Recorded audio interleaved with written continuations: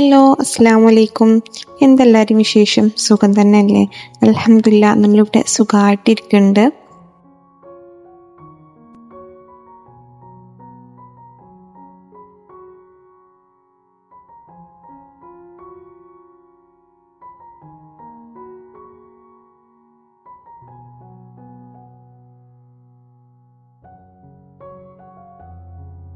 അപ്പോൾ ഇന്നത്തെ cleaning start ചെയ്യുന്നത് നമ്മുടെ മറ്റൊരു ബെഡ്റൂമാണ് കേട്ടോ. ഈ ബെഡ്റൂമിൽ അത്യാവശ്യം ജോലിയുണ്ട്. ഇതിലാണെങ്കിൽ കബോർഡും കാര്യങ്ങളും ഒക്കെ ഉണ്ട്. പിന്നെ ഇതാ നമ്മുടെ ഈ റൂമത്തെ കട്ടില വരുന്നത് ഇങ്ങനെ ബോക്സ് ആയിട്ടുള്ള കട്ടിലയാണ്. അപ്പോൾ അതൊക്കെ ഇതിൻ്റെ ഉള്ളൊക്കെ നമുക്കൊന്ന് ക്ലീൻ ആക്കണം.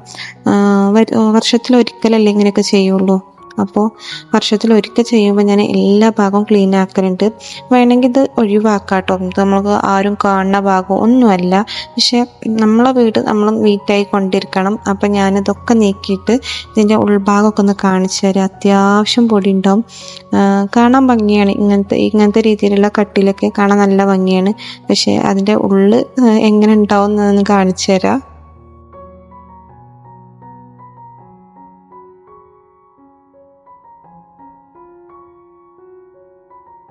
അപ്പോൾ എവിടെ എത്തി? എല്ലാവരെയും നനച്ചുള്ളി കംപ്ലീറ്റ് ആയോ? ചിലർക്കൊക്കെ കംപ്ലീറ്റ് ആയി റാഹത്തായിട്ട് ഇരിക്കുകയായിരിക്കും അല്ലേ.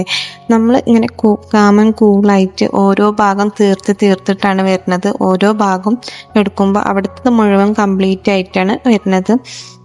അപ്പം അതാ ഞാൻ മാറാലൊക്കെ ഒന്ന് തട്ടി, റാക്കുമ്പോൾ അധികം സാധനങ്ങളൊന്നും വെക്കലില്ല ഈ റൂമത്തെ.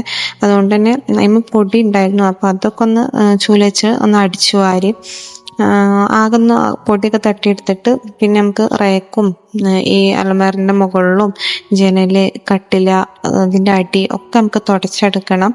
അപ്പോൾ ആദ്യം ഒക്കെ എല്ലാ ഭാഗവും ഒന്ന് പൊടി തട്ടിയെടുക്കുകയാണ്.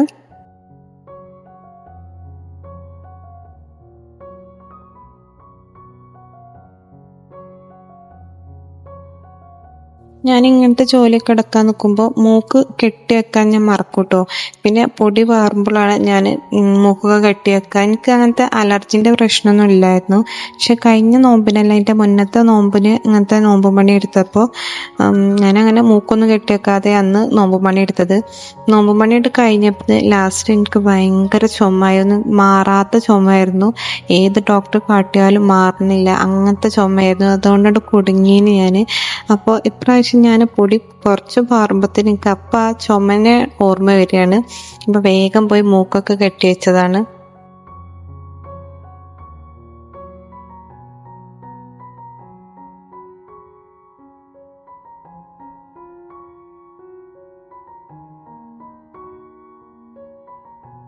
അപ്പോൾ ഇത് നമ്മളെ കട്ടിലിൻ്റെ അടിഭാഗമാണ് കേട്ടോ. ഞാൻ ജസ്റ്റ് ഒന്ന് ചുമരുമെന്ന് അങ്ങോട്ട് കുറച്ച് നീക്കിയിട്ടിട്ട് ഉള്ളതാണ്. അപ്പോൾ അതിൻ്റെ അടിഭാഗമാണ്. അത്യാവശ്യം മാറാലും പൊടിയും ഒക്കെ ഉണ്ടായിരുന്നു ഇതിൻ്റെ അടിഭാഗത്ത്. നമുക്കിത് പൊന്തിച്ചിട്ടിട്ട് അതിൻ്റെ അടിഭാഗം ഞാൻ കാണിച്ചു തരാം. അത്യാവശ്യം മാറാലുണ്ടായിരുന്നു. പിന്നെ നമ്മൾ ഈ അകത്തുനിന്ന് മുടിയൊക്കെ വാരുമ്പോൾ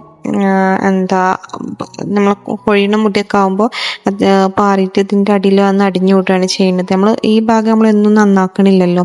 അതുകൊണ്ട് തന്നെ ഇതിൻ്റെ ഉള്ളിൽ വന്നിട്ടാണ് അടിഞ്ഞു വിടുന്നത്. ഞാൻ പറഞ്ഞില്ലേ, ഇങ്ങനത്തെ ബോക്സ് കട്ടിൽ നല്ല ഭംഗിയാണ് വീടിന്. പക്ഷെ ഇങ്ങനത്തെ ഓരോന്നും ആലോചിക്കുമ്പോൾ ചിലപ്പോൾ ഈ ഭാഗം നന്നാക്കണമെന്നൊന്നുമില്ല. ആരും കാണുക ശ്രദ്ധിക്കുക ഒന്നും ചെയ്യാത്ത ഭാഗമാണ്.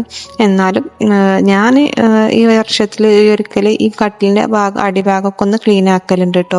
അപ്പോൾ അതിൻ്റെ സൈഡൊക്കെ ഒന്ന് അടിച്ചു വാരിയിട്ട് ഇത് നമുക്കൊന്ന് പൊന്തിച്ച് വെക്കണം.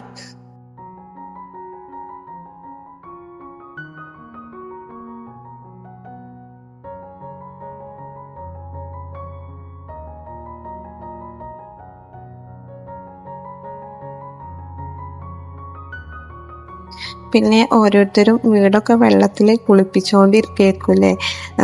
ചിലരെങ്ങനെയാണ്, വെള്ളത്തിൽ എത്ര കുളിപ്പിച്ചാലും അവർക്ക് മതിയാവില്ല. നനച്ചുള്ളി എന്നുള്ള പേരിന് വെള്ളത്തിലായിരിക്കും എല്ലാ ജോലിയും ചെയ്യാം.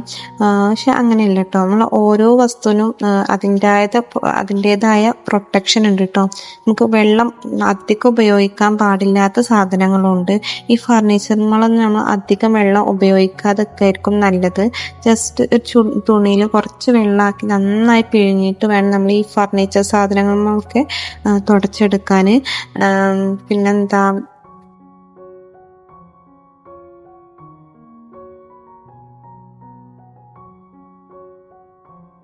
അപ്പോൾ ദാ കട്ടിലൊക്കെ പൊന്തിച്ച് വെച്ചിട്ടുണ്ട്. അതിൻ്റെ അടിയിലത്തെ മാറാലൊക്കെ തട്ടിയെടുത്ത് ആ ഭാഗം മുഴുവനായിട്ടൊന്ന് അടിച്ചു വാരിയെടുക്കുകയാണ്. അത്യാവശ്യം അടുക്കാട്ടുണ്ടായിരുന്നു. പിന്നെ ആ കട്ടിലിട്ട ഭാഗം അതിൻ്റെ ഉള്ളിൽ മാത്രം ജസ്റ്റ് കളറൊക്കെ മാറിയിട്ടുണ്ട് കേട്ടോ. നമ്മൾ എന്നും തുടച്ചിട്ട് എത്താത്ത ഭാഗമല്ലേ, അതുകൊണ്ട് അവിടെ കുറച്ച് കളറൊക്കെ മാറിയിട്ടുണ്ട്. ഇനി അവിടെയൊക്കെ നമുക്കൊന്ന് ക്ലീൻ ആക്കണം.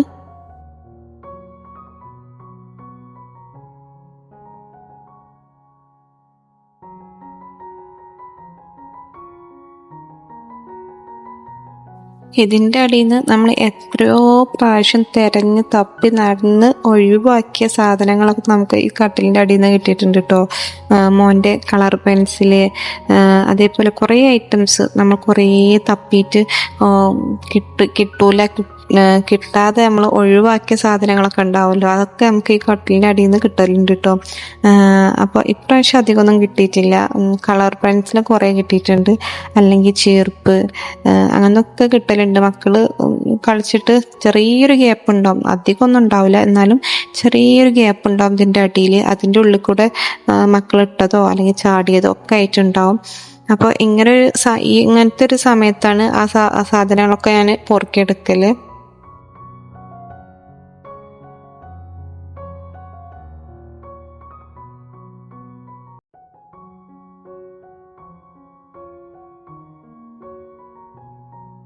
അപ്പോൾ ദാ കട്ടിലൊക്കെ ക്ലീൻ ആക്കി സൂപ്പറാക്കി വെച്ചിട്ടുണ്ട്. അത് ജസ്റ്റ് ഒന്ന് ഉണങ്ങിയിട്ട് നമുക്ക് അടിക്ക് വെക്കണം. നമുക്ക് കട്ടില ഫാനൊക്കെ തുടക്കാണ്ട്. അപ്പോൾ അതിൻ്റെ മുമ്പായിട്ട് ഞാൻ ജനലൊക്കെ ഒന്ന് ക്ലീൻ ആക്കിയിട്ട് ഇതിൻ്റെ ഈ ഫ്ലോറിൻ്റെ അടിഭാഗം ഒന്ന് ക്ലീൻ ആക്കി എടുക്കണം. അപ്പോൾ ആദ്യം ഞാൻ ജനലൊക്കെ ഒന്ന് തുടച്ചെടുക്കുകയാണ്.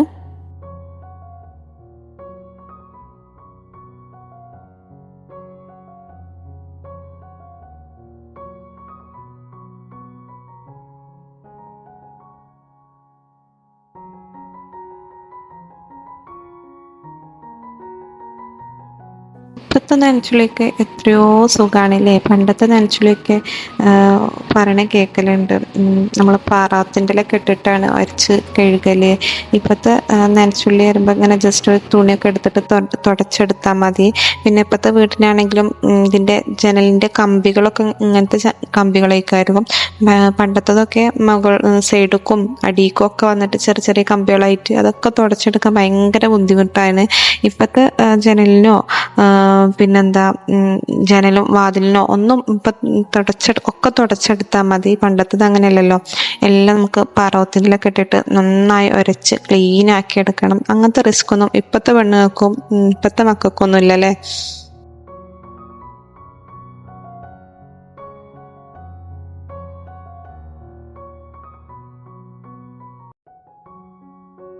അങ്ങനെ ജനലൊക്കെ തോത്തിയെടുത്തതിന് ശേഷം ഞാൻ ഫ്ലോർ ക്ലീൻ ആക്കാണ്. അപ്പോൾ ആ വെള്ളം അത്യാവശ്യം കേട് വന്നിരുന്നു. അപ്പം ഞാൻ കരുതി അടിയത്തെ ആ വെള്ളം വെച്ചിട്ട് തന്നെ അടിയത്തെ ചളിയൊക്കെ ഒന്ന് ഇളക്കിയെടുക്കുക, എന്നിട്ട് ജസ്റ്റ് വേറെ വെള്ളം എടുത്തിട്ട് തുടച്ചെടുക്കാമെന്ന് കരുതി. അപ്പോൾ ആ വെള്ളം വെച്ചിട്ട് തന്നെ ഞാൻ അടിയത്തെ ചളിയൊക്കെ ഒന്ന് ഇളക്കിയെടുക്കുകയാണ്.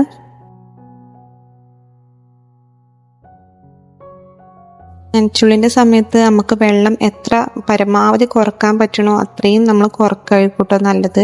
വേനൽക്കാലമാണ്, വെള്ളം കഴിയുന്ന സമയമാണ്. എല്ലാം നമ്മൾ നോക്കണം, എല്ലാം നമ്മൾ കെയർ ചെയ്തിട്ട് നമ്മൾ ക്വാണ്ടിറ്റി ഒക്കെ കുറച്ചിട്ട് വേണം നമുക്ക് എല്ലാ ജോലിയും ചെയ്യാൻ.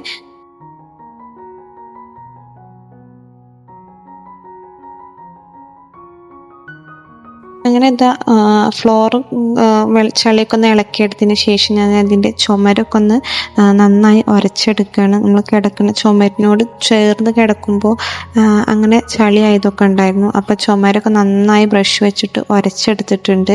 ഇനി ഞാൻ നല്ല വെള്ളം വെച്ചിട്ട് ആ ഫ്ലോറിൻ്റെ ചളിയൊക്കെ ഒന്ന് തുടച്ചെടുക്കുകയാണ്. എന്നിട്ട് അവിടെ ഉണങ്ങിയിട്ട് നമുക്ക് കട്ടിൽ താഴ്ത്തി വെക്കണം. എന്നിട്ട് വേണം നമ്മൾ ഫാന്, റാക്ക് ഇതൊക്കെ നമുക്ക് തുടച്ചെടുക്കാൻ വേണ്ടിയിട്ട്.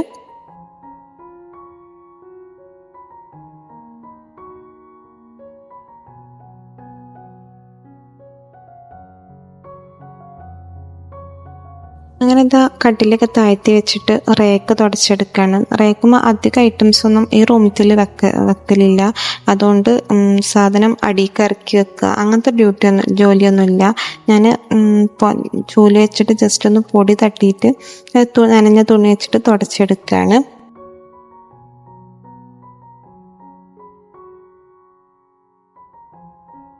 ഏതൊരു ജോലി ചെയ്യുമ്പോഴും അതിന് നല്ലൊരു ബ്രേക്ക് അത്യാവശ്യമാണല്ലേ. അപ്പോൾ ഞാൻ കുറച്ച് നാരങ്ങയൊക്കെ വെള്ളം കലക്കിയിട്ട് ഞാൻ ഇവിടെ കുപ്പിയിൽ ഒഴിച്ച് വെച്ചിട്ടുണ്ടായിരുന്നു. അപ്പോൾ ഇത്രയും ജോലി ചെയ്തപ്പോൾ അത്യാവശ്യം ക്ഷീണിച്ചു.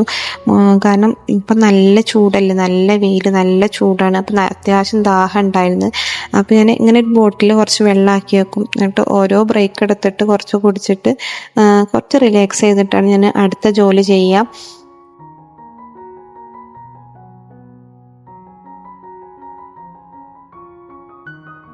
അങ്ങനെ എന്താ റേക്ക്, ഫാന് ഇതൊക്കെ ക്ലീൻ ചെയ്തിട്ടുണ്ട്. ഇനി നമുക്ക് ഷെൽഫിൻ്റെ പുറം ഭാഗമൊക്കെ ഒന്ന് ക്ലീൻ ചെയ്യുക. ഉൾഭാഗം നമ്മൾ കഴിഞ്ഞ ദിവസം ക്ലീൻ ആക്കിയിട്ടുണ്ടായിരുന്നു. അപ്പോൾ അതിൻ്റെ പുറത്തു കൂടെ ഇപ്പോൾ നമ്മൾ മാറാലൊക്കെ തട്ടിയൊക്കെ പൊടിയൊക്കെ ആയിട്ടുണ്ട്. അപ്പോൾ അതൊക്കെ ഒന്ന് തുടച്ചെടുക്കുകയാണ്.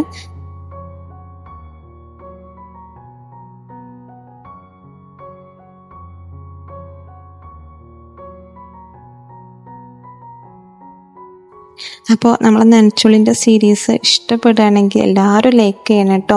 നമുക്ക് പുതിയ സബ്സ്ക്രൈബേഴ്സിന് കുറേ കിട്ടിയിട്ടുണ്ട്. അപ്പോൾ എല്ലാവരും സബ്സ്ക്രൈബ് ചെയ്തിട്ടും നമുക്ക് വീണ്ടും സപ്പോർട്ട് ചെയ്തിട്ടും ലൈക്കും കമൻറ്റും ഒക്കെ ചെയ്തിട്ട് നമ്മൾ സപ്പോർട്ട് ചെയ്യണം കേട്ടോ. അപ്പോൾ അതാ നമ്മുടെ അതിൻ്റെ നല്ലൊരു പിക്കാണ് കേട്ടോ. എൻ്റെ സിസ്റ്ററിൻ്റെ മോള് വരച്ചതാണ്. അപ്പോൾ അത് ഞാനവിടെ ഫ്രെയിം ചെയ്തിട്ട് അവിടെ വെച്ചിട്ടുണ്ട്. അപ്പോൾ അതൊക്കെ ഒന്ന് പൊടി തട്ടിയെടുക്കുകയാണ്.